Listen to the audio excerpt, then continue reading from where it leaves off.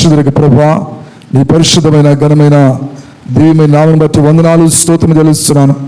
దేవా, ఈ ఉదయకాల సమయమందు నీ పాద సందుకు వచ్చులకు, నీ నామమున మహిమపరచులకు, ఘనపరచులకు మీరిచ్చిన కృప కొరకు స్తోత్రం చెల్లిస్తున్నాను. ఇక సమయమందు నీకు వాక్యాన్ని ధ్యానించబోతుంటుండగా అల్పుడు నయుక్యుని నన్ను నీ శిలువ చాటును మరుపరుచుకొని దైవస్వంతములు మాట్లాడి మహిమ ఘనత ప్రభావములు మీరే పొందుకొనమని యేసు నామమున ప్రార్థన చేయుచున్నాను పరమ తండ్రి, ఆమేన్. హల్లెలూయా.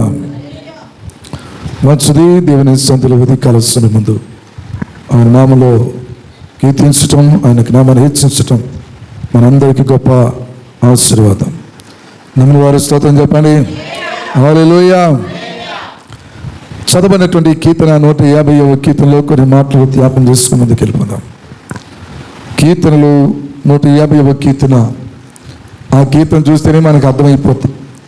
ఆదివారం చర్చకు వచ్చినప్పుడు ఏం చేయాలి, ప్రార్థనకు వచ్చినప్పుడు ఏం చేయాలి. ఏముంది ఆ కీర్తన భాగంలోనే? యెహోవాను స్తుతించుడి, ఆయన పరిశుద్ధాలయమునందు దేవుని స్తుతించుడి. దేవుని సన్నిధికి వచ్చిన వారు ఎందుకు వస్తారు అంటే ఆయనను ఆరాధించడానికి వస్తారు. ఎందుకు వస్తారు చెప్పండి? ఆయన ఆరాధించడానికి వస్తారు. ఆయన ఆరాధించటం వలన మన ఆత్మ దేవుని ఆత్మతో కలుస్తుంది. ఆయన్ని ఆరాధించటం వలన మనం దేవునితో కనెక్ట్ అవుతాం. దేవుడు ఏమి కోరుకుంటున్నాడంటే దేవుని ఆరాధించేవారు ఆత్మతోనూ సత్యముతోనూ ఆరాధించమని దేవుడు చెప్తూ ఉన్నాడు. దేవునికి మహిమ కలుగును గాక. మనకి దేవుని సన్నిధానములో ఆయనను ఆరాధించేవారముగా, ఆయనను మహిమపరిచేవారముగా ఉండాలి, ఆయనను కీర్తించేవారుగా ఉండాలి. అందుచేత ఎన్ని పనులు ఉన్నప్పటికీ కూడా ఆరాధనకు సమయానికి రావడానికి ప్రయత్నం చేయాలి. హల్లెలూయా. ఇక మొదటి ఆరాధనలో ఉదయాన్నే లేవడం కొంచెం కష్టంగానే ఉంటుంది. ఇక్కడ వచ్చేవారు కొంచెం త్వరగా వస్తే దేవుని ఆరాధించే భాగ్యం మీకు దక్కుతుంది. లేకపోతే ఏం మిగులుతుంది అంటే వాక్యం మీకు మిగులుతుంది, లాస్ట్లో ఆశీర్వాదం ప్రార్థన మీకు మిగులుతుంది. అంతే కదా? పాటలు అయిపోతాయి, ఆరాధన అయిపోద్ది. కనీసం దేవుని సందర్భంలో నీ నోట ఉంటే నువ్వు పాట పాడి. ఈ కీర్తన అంతా కూడా 150వ కీర్తన అంతా కూడా చర్చికి వచ్చి ఏమి చేయాలి, ఆయన పరిశుద్ధ స్థలానికి వచ్చి ఏం చేయాలంటే ఏమని రాయబడింది? దేవుని పరిశుద్ధాలయమందు ఆయనను స్తుతించుడి. ఏం చేయమంటుంది? ఎప్పుడు స్తుతించగలుగుతారు చెప్పండి మీరు అందరిని?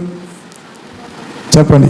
చర్చికి ముందు వచ్చారనుకోండి, ఫస్ట్లోనే ఆరాధన ఫర్ ఎగ్జాంపుల్ 6:30కి అనుకున్నాం, 6గా లేదా 6:45 5:45కో వచ్చారనుకోండి, 6 గంటలకైనా లేదా కనీసం 6:15కైనా వచ్చారనుకోండి, ఏమవుతుంది?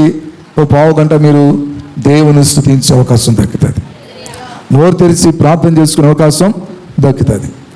ఆరాధనలో మనం ఏం చేస్తాం? ఆరాధన ముందు మళ్ళా పాటలు పాడుతాం. ఆ పాటలు అయిన తర్వాత మరి ఆరాధన చేస్తాం. ఆరాధనలో కూడా మనం స్వరం ఏం చేస్తాం? దేవుణ్ణి స్తుతిస్తాం. దేవుని స్తుతించడం అనేది మౌనముగా ఉండేది కాదు. మన స్వరాలిపి ప్రభు యొక్క నామమును మహిమపరచాలి. నీ స్వరము బయటికి వినబడాలి, ఆయన నామాన్ని గణపరచాలి. అదంటారు కీర్తన భాగంలో చదవండి. ఆయన ఆలయమును పరిశుద్ధ చేయు, ఆకాశ విశాలమందు ఆయనను స్తుతించుడి. ఓకే, ఆయన పరాక్రమ కార్యములను బట్టి ఆయనను స్తుతించుడి, ఆయన మహాప్రభావం బట్టి ఆయనను స్తుతించుడి. హల్లెలూయా. ఇదంతా కూడా ఒక పాట. ఏ పాట చెప్పండి? ఎల్లప్పుడు దేవుని స్తుతించుడి,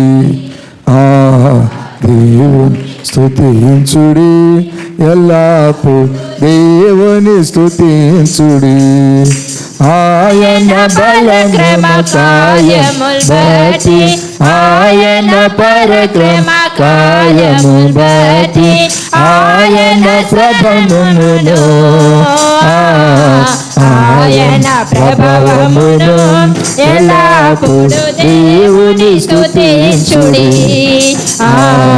దేవుని స్తుతించుడి, ఎల్లప్పుడు దేవుని స్తుతించుడి. తంబురతోను నాట్యముతోను, తంబుర తాళములతోను నాట్యముతోను తంతి వాయిద్యములతో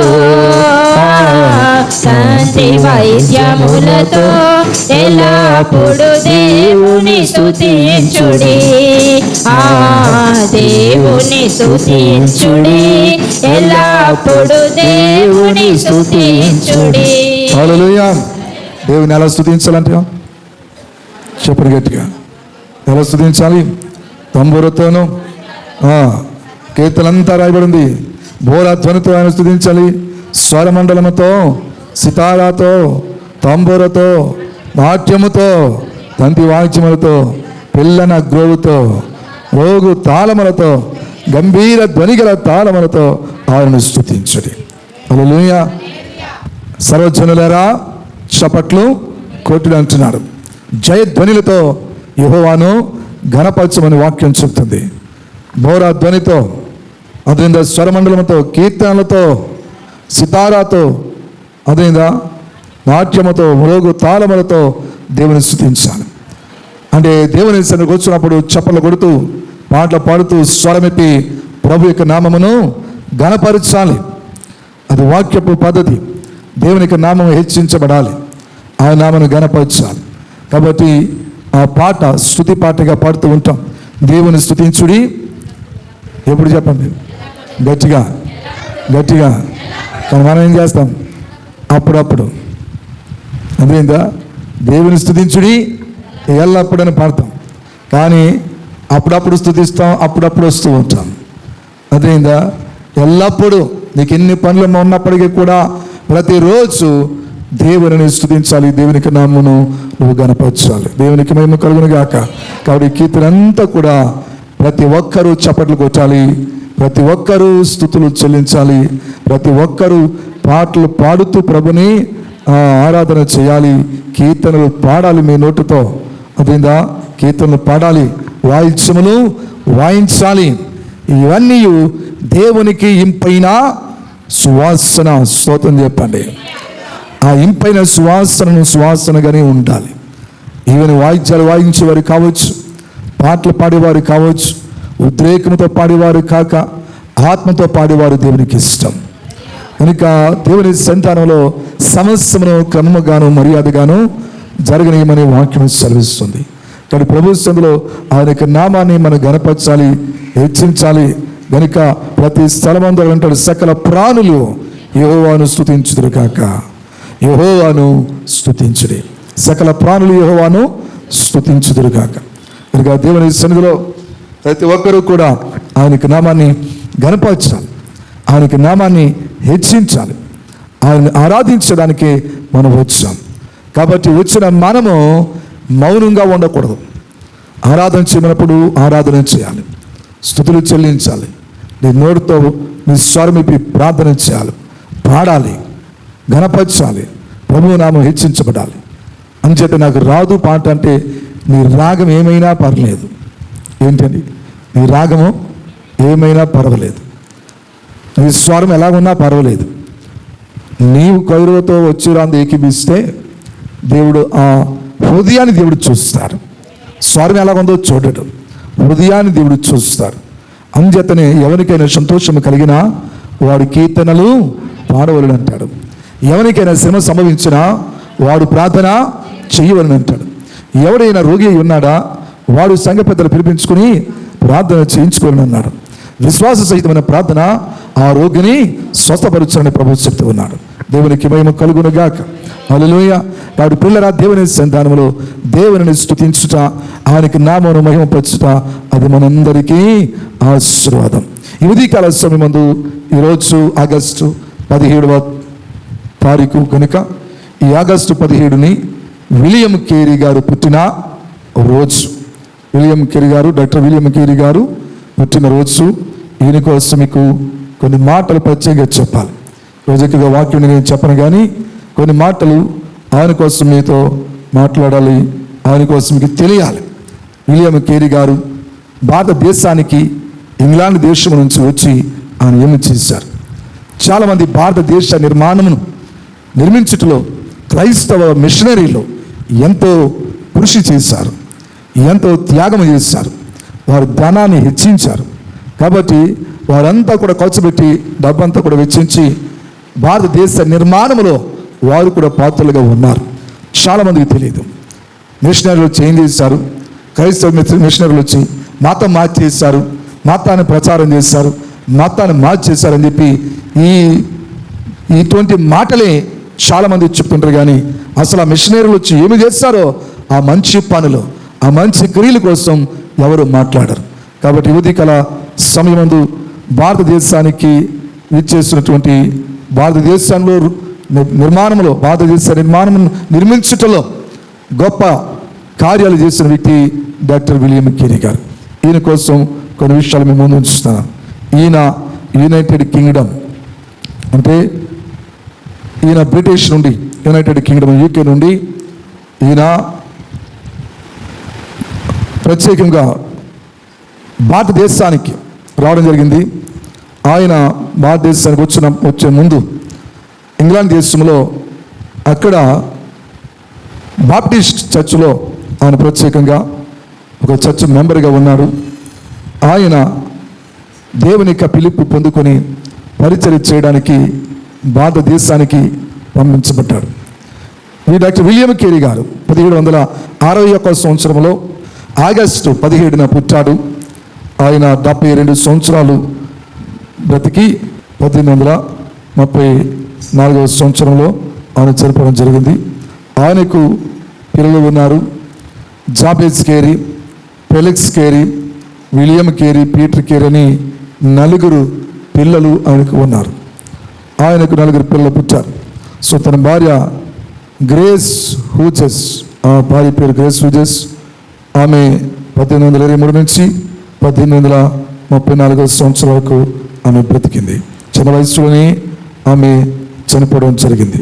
కాబట్టి పిల్లరా, ఈ యొక్క డాక్టర్ విలియం కేరీ గారు తన జీవితంలో చేసిన పనులు చాలా గొప్పవి.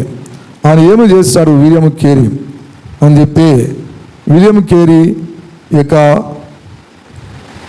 పనులు భారతదేశంలో ఎనలేనివి. చాలామంది విలియం కేరీ గురించి తెలిసిన వారు ఉన్నారు, కొంతమంది ఎరిగిన వారు ఉన్నారు. ఇక్కడ విలియం కేరీ యొక్క పాత్ర భారతదేశంలో చాలా గొప్పది. విలియం కేరీ గారు భారతదేశానికి వచ్చి అనేకమైన పనులు ఆయన చేశారు.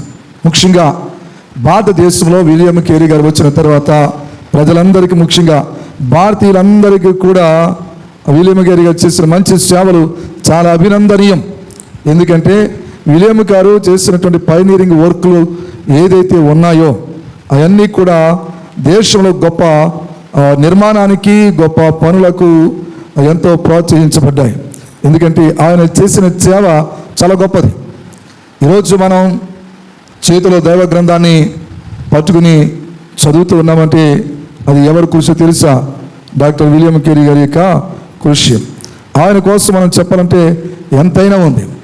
భారతదేశంలో ఆయన వచ్చిన తర్వాత భారతదేశ ప్రజలు అప్పటి కాలంలో చాలా భయంకరమైనటువంటి సనాతన ధర్మం అనేటువంటి పేరుతో ప్రజలు అణిచివేయబడుతూ ఉన్నారు, అనగగొట్టబడుతూ ఉన్నారు.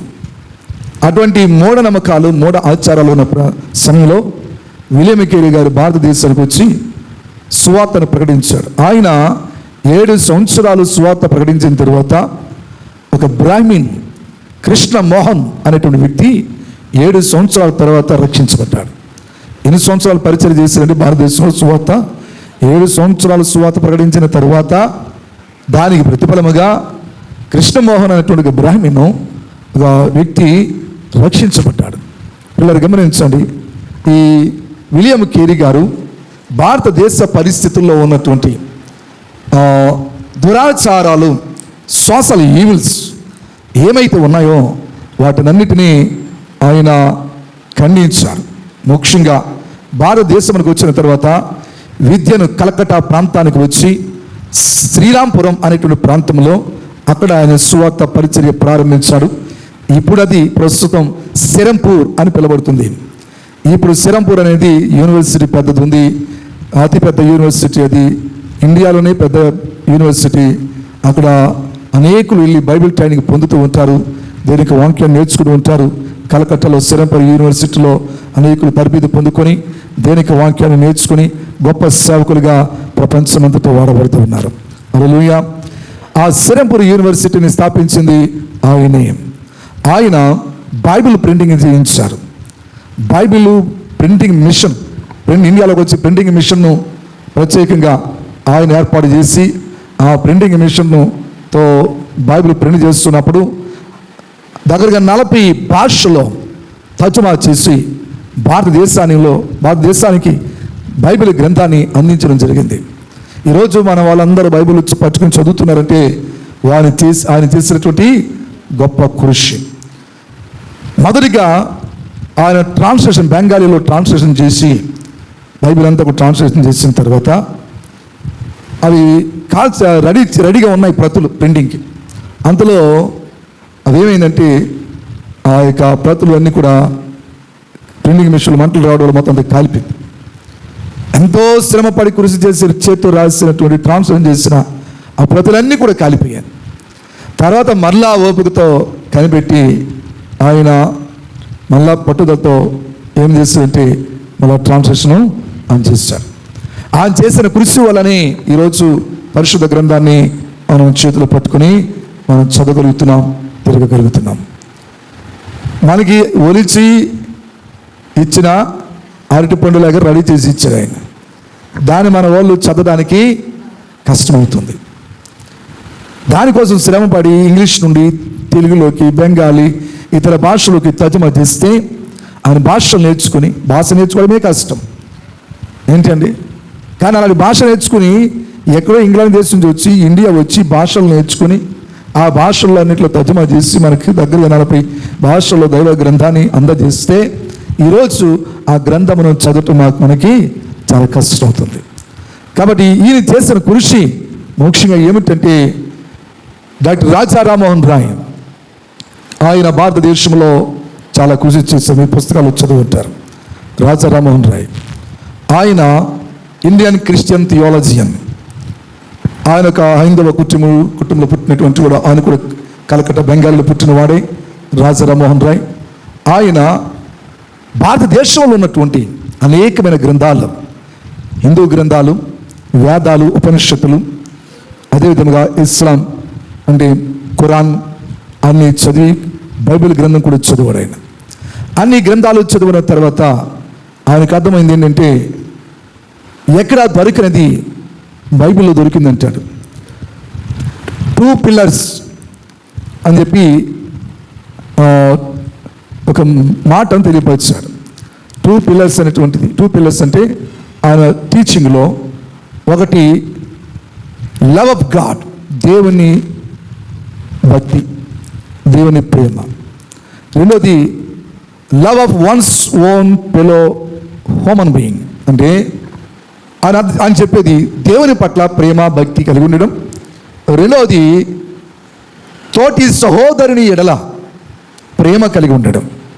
ఆయన ఏమంటాడంటే I have found first thing in my religion which is and second one is not in my religion అంటాడు. అంటే మొదటిది అనగా దేవుని పట్ల భక్తి, దైవ భక్తి, ప్రేమ అనేది నా మత గ్రంథాల్లో ఉన్నది. అన్ని మత గ్రంథాల్లో ఉన్నట్లుగా నా మత గ్రంథం ఉంది, నా భారతదేశ ప్రజలు ఉంది, అందరికీ దైవభక్తి ఉంది, భగవంతుడు అని కూడా అందరూ కూడా దేవుణ్ణి కొలుచుకుంటూ ఉంటారు, పూజిస్తూ ఉంటారు, ఆరాధిస్తూ ఉంటారు, దైవభక్తి ఉంది. But I did not found second one which is in Christianity. క్రైస్తవ్యంలో ఉన్నటువంటి రెండవది అనగా తోటి సహోదరుని ఎడల ప్రేమ కలిగి ఉండడం అనేది నేను మా గ్రంథాల్లో చూడలేదు అంటాడు. అంటే love your neighbour as your self, నిన్ను వలె నీ పొరుగు వారిని ప్రేమించుము అనే మాట ఏ గ్రంథములో కూడా నేను చూడలేదు. కాబట్టి ఈ ప్రేమ తోటి సహోదరుని మనిషిగా ప్రేమించటం, తోటి సహోదరి ఎడల ప్రేమ కలిగి ఉండడం నన్ను నేర్పించింది కేవలము క్రీస్తు యొక్క బాధల్లోనే నేను చూచాను అంటాడు. ఎందుకంటే కొత్త నిబంధనను ఆ యొక్క రాజా రామ్మోహన్ రాయ్ బాగా చదివాడు. ఆయన చదువుట వలన ఆయన చక్కగా అర్థం చేసుకొని చెప్పాడు క్రైస్తవములో ప్రత్యేకత ఉంది. కాబట్టి ఇతర మతాలన్నీ కూడా క్రైస్తవులు నిందించవలసిన అవసరం లేదు. అన్ని మతాల కంటే గొప్ప విషయాలు క్రీస్తు బోధనలో ఉన్నాయని చెప్పి క్రీస్తును సొంత రక్షకునిగా ఆయన అంగీకరించాడు. దేవునికి మహిమ కలుగును గాక. అటువంటి కాలంలో ఉన్నటువంటి రాజా రామ్మోహన్ రాయ్ ఆయన చేసిన పనులు అన్ని గుర్తించాడు. ఏమిటా పనులు అంటే, ఫస్ట్ సతీ సహగమనం. సతీ సహగమనం అనేది భర్త చనిపోతే ఆ భార్యను బ్రతికి ఉంటుంది కానీ కట్ల మీద తీసుకుని పోయి భర్తతో పాటు ఆమెను సజీవంగా తగలబెట్టాలి. అది సతీ సహగమనం అంటే స్త్రీలు భర్త చనిపోతే బతకడానికి లేదు. అది మన వాళ్ళు సనాతన ధర్మం అంటే. మీకు అర్థమైందని చెప్పేది? ఆడవాళ్ళందరికీ అర్థమవుతుందా? జాగ్రత్త వినండి. స్త్రీలు వారి భర్తలు కనుక కోల్పోతే ఆ స్త్రీ బతకడానికి లేదు. ఆమె కూడా భర్తతో పాటే చచ్చిపోవాలి. సజీవంగానే ఆమెను తగలబెట్టేవారు. ఆమెకు ఆమె ఇష్టపడికి వెళ్ళి అందులో దూకాలి, లేదా వీలైనా సరే తీసుకెళ్ళి అందులో పడేసి సజీవంగా తగలబెట్టింటుంటేవారు. ఆర్థిక కాలుస్తున్న సమయంలో ఒక దినాన్ని విలియం కేరీ గారు దాన్ని చూసి ఆయన దాన్ని ఎలాగైనా ఆపుచేయడానికి ప్రయత్నం చేస్తే ఆ కాలుతున్నప్పుడు ఆ సముఖ వైపున కాలుతుంటే బతుకున్న లేడిని అందులో పడిస్తే చూసి విలియం కేరీ తట్టుకోలేక గుండెలు బాదుకొని ఏంటింత దుర్మార్గం, ఏంటింత మూఢనమ్మకం, ఒక సజీవముగా ఉన్న ఒక స్త్రీని తీసుకెళ్ళి కాల్చేస్తున్నారే అని చెప్పేసి చాలా వేదన పడ్డాడు. ఆ స్త్రీ ఆమె కాలిపోకుండా ఆపు చేయడానికి వెళ్తే అక్కడ ఆనాటి కాలంలో అందరూ కూడా అడ్డుకున్నారు. అప్పుడు నేనేం చేయాలి అర్థం కాక తన ప్రయత్నం కృషి చేస్తూ అనేకమైనటువంటి ఎడ్యుకేటెడ్స్తో అందరూ మాట్లాడితే అందులో రాజా రామ్మోహన్ రాయ్ ఈయనకు తోడుగా దొరికాడు. దేవునికి మహిమ కలుగును గాక. అప్పటికే రాజా రామ్మోహన్ రాయ్ అవన్నీ చూచి మన భారతదేశంలో ఉన్నటువంటి సామాజిక దురాచారాలు ఏమైతే ఉన్నాయో ఇవన్నీ కూడా భయంకరమైనవి, ఇవి తప్పుడు సిద్ధాంతాలు, ఇది నిజముగా ధర్మం కాదు, సనాతన ధర్మం అని చెప్పుకున్నాను కానీ ఇందులో ధర్మం లేదు, అధర్మమే కనబడుతుందని చెప్పి రాజా రామ్మోహన్ రాయ్ సతీ సహగమనను ఆపు చేయించాడు. అతనికి ఆపు చేయించడం రాజా రామ్మోహన్ రాయ్తో పాటు డాక్టర్ విలియం కేరీ గారు కూడా తన కృషి చేసి వారు ఏకమై ఏమి చేశారంటే అప్పటి కాలంలో రాజా రామ్మోహన్ రాయ్, పి చెంచయ్య, ఏజే అప్పస్వామి, అదేవిధంగా రైమండ్ ఫానికర్, ఇటువంటి వాళ్ళందరూ కూడా గొప్ప గొప్ప వ్యక్తులు, ఎంఎం థామస్, ఇటువంటి వారందరూ ఇండియన్ క్రిస్టియన్ థియాలజియన్స్, వీళ్ళందరూ కూడా ఈ భారతదేశంలో జరుగుతున్నటువంటి ఈ దురాచారాలు మనం ఆపు చేయాలని చెప్పి రాజా రామ్మోహన్ రాయ్ గారితో చేయి కలిపారు. రాజా రామ్మోహన్ రాయ్ తర్వాత నెక్స్ట్ ఎవరంటే కేశవ్ చంద్రసేన్ అని, ఆయన కూడా కలకటా వ్యక్తి. ఆయన కూడా ఇటువంటి సాంఘిక దురాచారాన్ని ఆయన రూపుదిద్దారు. అంటే సతీ సహగమనం, భార్య ఒంటరిగా ఉండకుండా వెంటనే భర్తతో పాటు భార్యను కట్టెల మీద తగలబెట్టిన పనికి మారిన దురాచారం ఏదైతే ఉందో ఇది చాలా ఘోరమైంది, ఇది అన్యాయం అని చెప్పి దాన్ని ఖండించి దానిని 1837 సంవత్సరంలో దాన్ని రూపుదిద్ది దాన్ని ఆపు చేయడం జరిగింది. దేవునికి మహిమ కలుగును గాక. తర్వాత కొత్త చట్టాలు తీసుకుని వచ్చారు. వీళ్ళందరూ కూడా కృషి చేశారు దానికోసం. కాబట్టి బ్రహ్మ సమాజం అనేటువంటి ఒక సంస్థను రాజా రామ్మోహన్ రాయ్ స్థాపించి ఆ సంస్థ ద్వారా ప్రజల ఉద్యమాన్ని తీసుకుని వచ్చి అందరూ ప్రోత్సహించారు. విలియం కేరీ రాజా రామ్మోహన్ రాయ్ గారి సపోర్ట్గా నిలబడి ఆ సతీ సహగమనను ఆపించుటలో డాక్టర్ విలియం కేరీ గారు ముఖ్యమైన పాత్ర వహించాడు. క్రీస్తు ప్రేమను గురించి చెప్పి, మనిషి యొక్క విలువను గురించి చెప్పి, మనిషి ఎంత విలువైన వ్యక్తిలో గుర్తించి బోధలు నేర్పించి వారందరికీ చెప్పినప్పుడు విలియం కేరీ చెప్పిన బోధలు చాలామంది గ్రహించగలిగారు. కాబట్టి ఆదిగా సతీ సహగమనం ఆపు చేయించాడు. రెండవ దురాచారం ఏంటంటే అందులో చైల్డ్ మ్యారేజ్ అంటే బాల్య వివాహం. చిన్న వయసులోనే అమ్మాయికి 10 సంవత్సరాలు వచ్చేసరికి పెళ్ళిళ్ళు అయిపోయేవి. ముసలి వాళ్ళకి ఇచ్చి పెళ్లి చేశారు. ఆడు ముసలివాడు సరికి ఈ అమ్మాయి యవన కాలం వచ్చేసరికి ఆడు కాళ్ళు లొంగిపోయి చేతులు వంకరలు అయిపోయింది. ఆడు త్వరగా చచ్చిపోతే ఈ అమ్మాయి విధవరాలు అయిపోయింది. మళ్ళీ ఈ యవన కాలంలో ఈ అమ్మాయిని ముసలితోటే తగలబెట్టే పరిస్థితి. అందుచేత బాల్య వివాహమును కూడా ఆపు చేయించారు డాక్టర్ విలియం కేరీ. అందులో చాలామంది పాత్ర ఉంది. రాజా రామ్మోహన్ రాయ్ పాత్ర ఉంది, కేశవ చంద్రశర్మ పాత్ర ఉంది, ఈ చెంచయ్య పాత్ర ఉంది, ఏజే అప్పస్వామి, ఇవన్నీ థియాలజియన్స్ యొక్క స్కాలర్స్. వీళ్ళందరి యొక్క పాత్రలు అందరూ కూడా హిందూ బ్యాక్ నుంచి రక్షించబడిన వారే. కాబట్టి ఆ బాల్య వివాహమును ఖండించి వాళ్ళు ఏం చేశారంటే దాన్ని ఆపు చేయించారు. కాబట్టి ఈ బాల్య వివాహం అనేది నేటికి ఇంకా చాలా చోట్ల అక్కడక్కడ జరుగుతుంది. అంచేత అమ్మాయికి 18 సంవత్సరాల వయసు వస్తే కానీ పెళ్లి చేయకూడదని, అబ్బాయికి 22 సంవత్సరాల వయసు వస్తే కానీ పెళ్లి చేయకూడదని చట్టం ఉంది మనకి భారతదేశంలో. అందుచేత మేజర్ కాకుండా వివాహము చేయకూడదు. అందుచేత తల్లిదండ్రులు చాలామంది చిన్నపిల్లని పర్లేదు, ఏముంది 14 పర్లేదు, 15 పర్లేదు, 16 కాదు 16 వచ్చింది, 17 వచ్చింది అని చెప్పి అన్నీ త్వరగా పెళ్లి చేస్తుంటారు. కనుక బాల్య వివాహాలు అనేవి మనం చేయకూడదు, వాటిని ఆపుచేయాలి. అది పిల్లలకు ఆరోగ్యం కాదు, చట్టానికి కూడా విరుద్ధం. కాబట్టి పేరెంట్స్ దాన్ని గుర్తించాలి. డాక్టర్ విలియం కేరీ గారు ఇటువంటి దాన్ని దురాచారాన్ని ఖండించారు. అదేవిధంగా విడో రీమ్యారేజ్ దాన్ని ప్రోత్సహించారు డాక్టర్ విలియం కేరీ, రాజా రామ్మోహన్ రాయ్. విడో రీమ్యారేజ్ అంటే ఎవరి కాలంలో ఉన్నట్టున్న అమ్మాయి తన భర్త చనిపోయినప్పుడు మరలా ఆ అమ్మాయి తిరిగి పెళ్లి చేసుకోవడానికి ప్రోత్సహించారు. అర్థమైందా? అదే భార్య చనిపోతే భర్త ఏం చేస్తారు చెప్పండి? ఏమి వాడింది చేసుకోవాలి, వీడు కూడా చావచ్చుగా. ఏమండి, భార్య చనిపోయినప్పుడు, భర్త చనిపోయినప్పుడు భార్యను తీసుకెళ్ళి కట్ల మీద తగలబెట్టినప్పుడు భార్య చనిపోతే ఏం చేయాలి? ఈ భర్త కూడా తీసుకెళ్ళి కట్ల మీద తగలబెట్టాలా? అది జరిగిందా? జరగలేదు. మనిషికి అంత స్వార్థం చూడండి. అర్థమైందా? ఆడవాళ్ళని కాల్ చేసినప్పుడు మగవాళ్ళు కూడా కాల్ చేయాలా? భార్య చనిపోయినప్పుడు భర్తను కూడా చంపేది, కాల్ చేయాలి, తీసుకెళ్ళి. ఏమి అదేంది జరగలా? ఇది ఎక్కడ దుర్మార్గం? ఇదే ధర్మం. దీన్ని ఆలోచించుకోవాలి. ధర్మం ధర్మం చెప్పుకుంటూ జరిగినంత ధర్మమే, న్యాయం చెప్పుకుంటూ అంతా చేసేదంతా అన్యాయమే, అక్రమమే. కాబట్టి రాజా రామ్మోహన్ రాయ్ అని అదేవిధంగా కేసీఎఫ్ చంద్రసేన్, ఈ డాక్టర్ విలియం కేరీ, ఇటువంటి వారందరూ గొప్ప నాయకులు ఏం చేశారంటే విడో రీమ్యారేజ్ని ప్రోత్సహించారు. భర్తను కోల్పోయిన స్త్రీ ఆమె మరలా పెళ్లి చేసుకోవచ్చు. అందుచేతనే నేటి కాలంలో ఎవరైనా భర్త చనిపోతే అమ్మాయిని మళ్ళీ ఏం చేస్తున్నారు? తిరిగి పెళ్లి చేసుకుంటున్నారు. కాబట్టి వివాహ వ్యవస్థలో నరుడు ఒంటరిగా ఉండటం మంచిది కాదని బైబిల్ చెప్తుంది. కాబట్టి అబ్రహాము తన భార్య అయిన శారా చనిపోయినప్పుడు ఏం చేశాడైనా? మళ్ళా కీతురాను పెళ్లి చేసుకున్నాడు. అదేందా? గమనించండి, ఇటువంటి సామాజిక దురాచారాలను ఖండించిన వాడు డాక్టర్ విలియం కేరీ. భారతదేశానికి వచ్చి తన జీవితంలో గొప్ప పరిచర్య చేశాడు. అనేకమైనటువంటి ప్రజలకు స్వాత ప్రకటించడంలో, ఎడ్యుకేషన్ స్కూళ్ళు స్థాపించడంలో ఇవన్నీ కూడా ప్రోత్సహించారు. మరొక దురాచారం తెలుసా? ఆనాటి కాలంలో స్త్రీలు అయిన వారు చదవడానికి వీల్లేదు. స్త్రీలు చదవడానికి వీల్లేదు. స్త్రీలైన వారట రోజుకి 24 గంటల్లో 16 గంటలు కేవలము ఈ పనుల్లో పడి ఉంటారు. కాబట్టి మిగిలిన గంటలు కుటుంబాన్ని చక్కబెట్టుకోవాలి, భార్య పిల్లల్ని భర్తను చూసుకోవాలి, వండుకోవాలి తప్ప వీళ్ళు బయటికి వెళ్ళకూడదని ధర్మాల్లో గ్రంథాలు ఉన్నాయట. ఏంటండి? గ్రంథాలు ఉన్నాయట. ఏమని? స్త్రీలు బయటికి వెళ్ళకూడదు, చదవకూడదు, ఉద్యోగము చేయకూడదు, స్త్రీలు ఎప్పుడు బానిసలుగానే ఉండాలి. అంటే పెళ్ళికి ముందు స్త్రీ తండ్రి దగ్గర బానిసగానే మేము ఉండాలి, ఇంట్లో పడి ఉండాలి.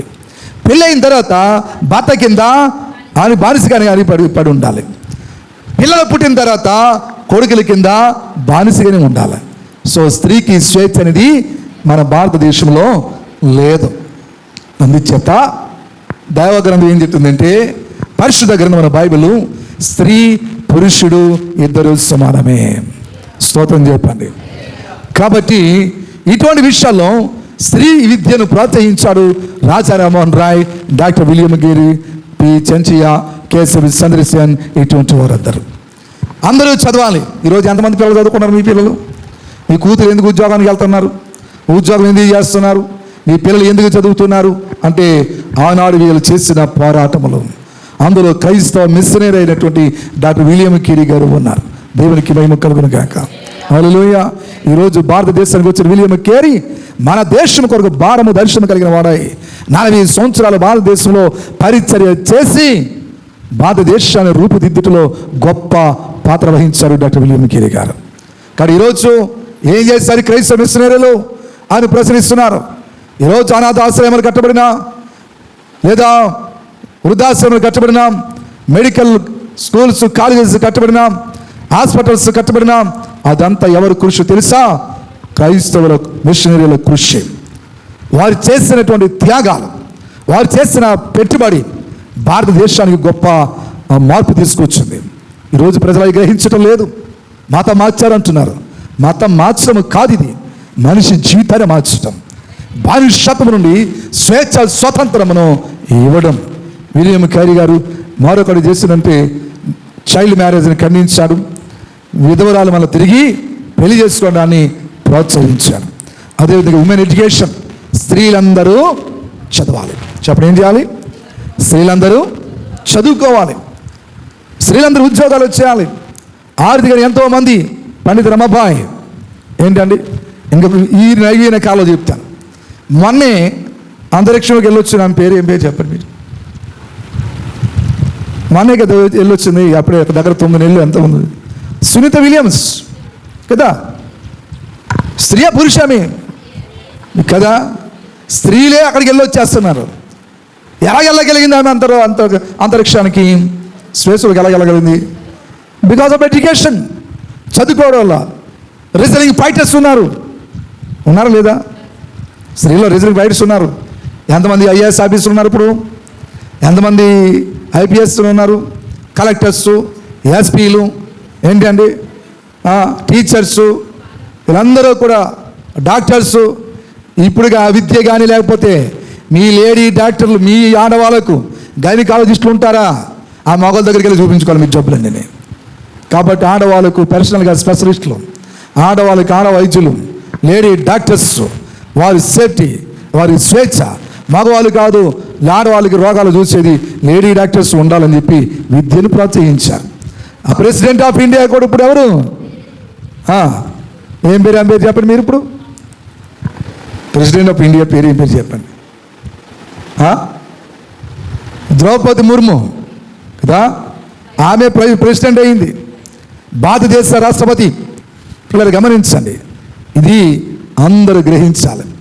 భారతదేశంలో విద్య, ఎడ్యుకేషన్ ప్రోత్సహించింది డాక్టర్ విలియం కేరీ గారు, రాజా రామ్మోహన్ రాయ్ గారు, పండిత రమాబాయి ముక్తి మిషన్ పెట్టింది. ఇంకా మొట్టమొదటిగా స్త్రీలకు ఉమెన్ స్కూల్, అదేందా, స్త్రీలకు అమ్మాయిలకు ప్రత్యేకమైన పాఠశాలను ఏర్పాటు చేసింది పండిత రమాబాయి. ఆడపిల్లలందరూ చదవాలా అని రాష్ట్రంతో స్కూళ్ళు స్థాపించింది. అంచేతను ఇప్పుడు చాలా చోట్ల ఏమున్నాయి? గర్ల్స్ స్కూల్స్ ఉన్నాయి, గర్ల్స్ హాస్టల్స్ ఉన్నాయి, అదేందా. సో ఇవన్నీ ఆనాటి కాలంలో మన పితరులు, మన వాళ్ళందరూ, విలియం కేరీ లాంటి గొప్ప గొప్ప నాయకులందరూ కూడా కృషి చేస్తే ఈరోజు ఆడపిల్లలు చదువుకోగలుగుతున్నారు. కానీ ఈ సత్యాన్ని గ్రహించాలి. దీన్ని మళ్ళా కప్పిపుచ్చడానికి, మళ్ళా స్త్రీలను బానిసలు చేయడానికి, మళ్ళా స్త్రీలు కూడా విద్య లేకుండా మూలన పడి ఉండడానికి మళ్ళీ కొత్తగా మొదలుపెట్టారు సనాతన ధర్మాన్ని. అదేవిధంగా క్యాస్టిజం, కులతత్వాన్ని ఖండించారు డాక్టర్ విలియం కేరీ గారు, డాక్టర్ రాజా రామ్మోహన్ రాయ్, తర్వాత కేశవ చంద్రసేన్, పి చెంచయ్య, ఏజే అప్పస్వామి, ఇటువంటి గొప్ప గొప్ప పండితులు, స్కాలర్స్ అందరూ కూడా ఏం చేశారంటే కులతత్వాన్ని ఖండించారు. బ్రహ్మ తలలో నుంచి బ్రాహ్మణులు వచ్చారని, భుజాల్లో నుంచి క్షత్రియులని రాజులు వచ్చారని, తడలో నుంచి ఎవరు వైశ్యులు వచ్చారంటే కాములు వచ్చారని, తడలో కాళ్ళలో నుంచి శూద్రులు వచ్చారని దీన్ని తీసుకొచ్చి పెట్టారు.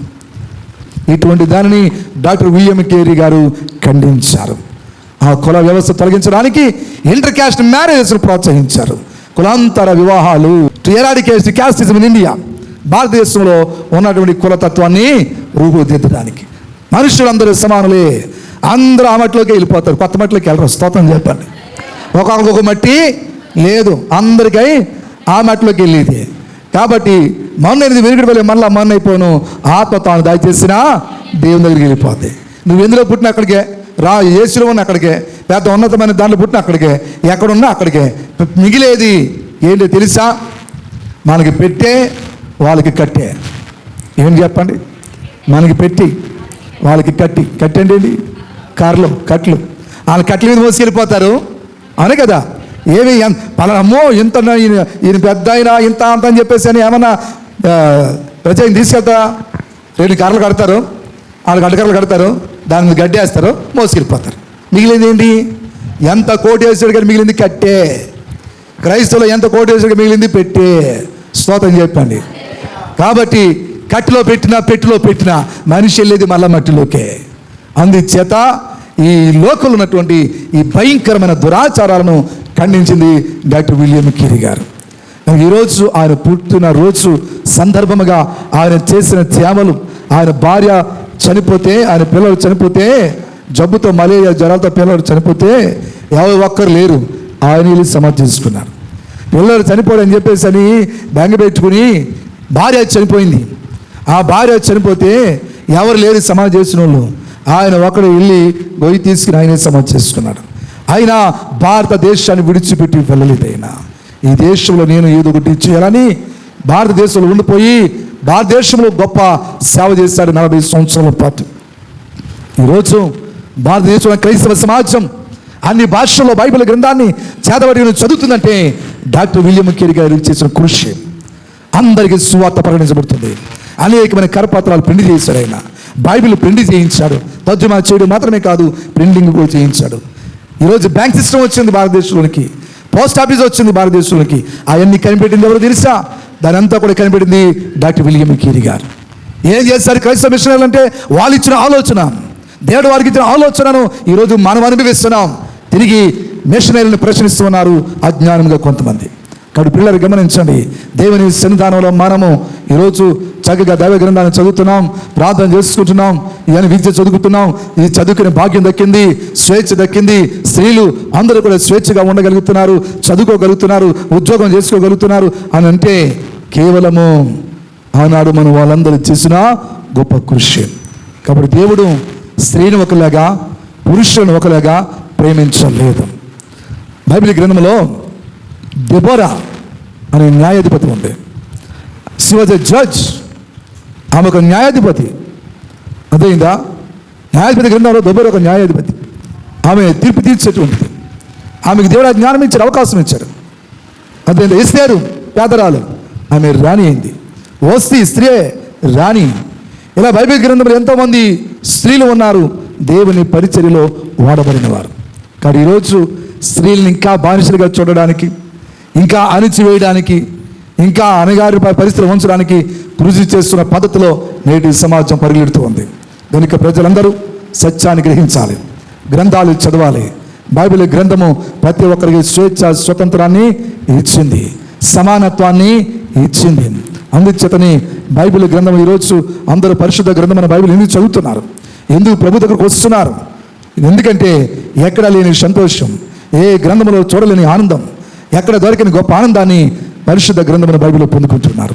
అందుచేత దేవుని సందులో ఉదయకాల సమయమందు వచ్చిన మీరందరూ కూడా గుర్తించవలసిందంటే ఈరోజు విలియం కేరీ గారి బర్త్డే సందర్భంగా చెప్పడానికి చాలా విషయాలు ఉన్నాయి, కానీ టైం లేక ముగిస్తున్నాను. విలియం కేరీ జీవిత చరిత్ర గురించి మీరు గూగుల్లోకి వెళ్ళినా, నెట్లో కొట్టినా బోల్డ్ వచ్చేసి పడిపోతాయి. అనేకమైన తెలుగులో వస్తుంది, ఇంగ్లీష్లో వస్తుంది. ఖాళీగా ఉన్న చదవాలని నా దగ్గర విలియం కేరీ బుక్స్ కూడా రప్పించి చూపించాను. మీరు చదవచ్చు వారి జీవిత చరిత్ర. చదివితే మీకు ఒక ఇన్స్పిరేషన్, మీకు ఒక ప్రోత్సాహం ఉంటుంది. కాబట్టి ఇటువంటి గొప్ప దైవత్వాన్ని ఈరోజు మనం బర్త్డే సందర్భంగా మనం జ్ఞాపకం చేసుకోవడం చాలా సంతోషం. కనుక మరి విలియం కేరీ లాంటి నాయకులు తర్వాత కాలంలో భారతదేశంలో ఎందరో తయారయ్యారు. భారతదేశ నిర్మాణంలో ఎంతమంది కృషి చేశారు. నేటికి క్రైస్తవ సమాజం భారతదేశ నిర్మాణం కోసం అన్ని విధాల కృషి చేస్తూనే ఉంది. కానీ పరిశుద్ధాత్మ దేవుడు మన భారతదేశం ఇంకా సామాజికముగా, ఆర్థికముగా, అదేవిధంగా రాజకీయంగా అన్ని విధములుగా దేవుడు మన భారతదేశం దీవించి ఆస్వాదించును గాక. ఆమేన్. తల వంచండి, ప్రార్థన చేసుకుందాం. ఆరాధన నీకే